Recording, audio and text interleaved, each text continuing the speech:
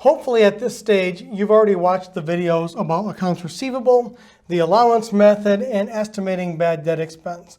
Now the reality is that US GAAP, generally accepted accounting principles, requires us to use the allowance method for any material transactions, any transactions of significance.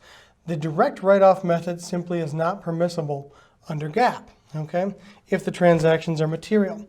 And let me just illustrate why this is the case. You see, let's say that we are not using the allowance method. In other words, we're not trying to match the bad debt expense with the related revenues. We're not trying to have a conservative picture on the financial statements. And what we could see right here, now this is an extreme example, but pretend this. For 2018, we generate sales revenue, and then we have cost of goods sold and other expenses, but we did not record any bad debt expense, no estimate, no allowance. And we report a net income of $30,000. Okay, great. Now continue this extreme example, just for illustration purposes. Now in 2019, we conduct no operations. In other words, we have no sales revenue from customers. We have no expenses.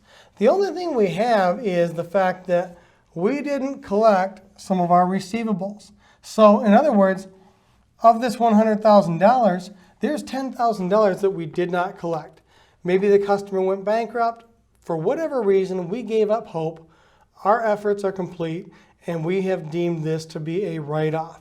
Do you see how over the 2-year period, we definitely have, over the 2-year period, net income of $20,000, right? However, it's a bit distorted because we're reporting $30,000 of net income this year and a $10,000 net loss in the subsequent year. So it's almost like this year we're ecstatic, and over here we become depressed. When in reality, if we use the allowance method, we could get a much more realistic picture. Because you see, the direct write-off method right here gives us that bit of a distorted picture, right? At least if we have to chop things up into artificial chunks, which is really what financial accounting forces us to do sometimes, because there is that concept of a time period. If we want to have reasonably timely information so that people can use this information to make decisions, we have to cut off somewhere. Here's a 1 year, here's a 2nd year. And so, we're getting maybe this distortion. Whereas the allowance method over here gives us a little bit more realistic picture. Because you see, if we had, now of course, nobody has a crystal ball, but if we had made an estimate and said, you know what, here's our revenue and our cost of goods sold and our expenses, but we're going to make an estimate. And that's what this is right here. We're going to estimate bad debt expense of $10,000.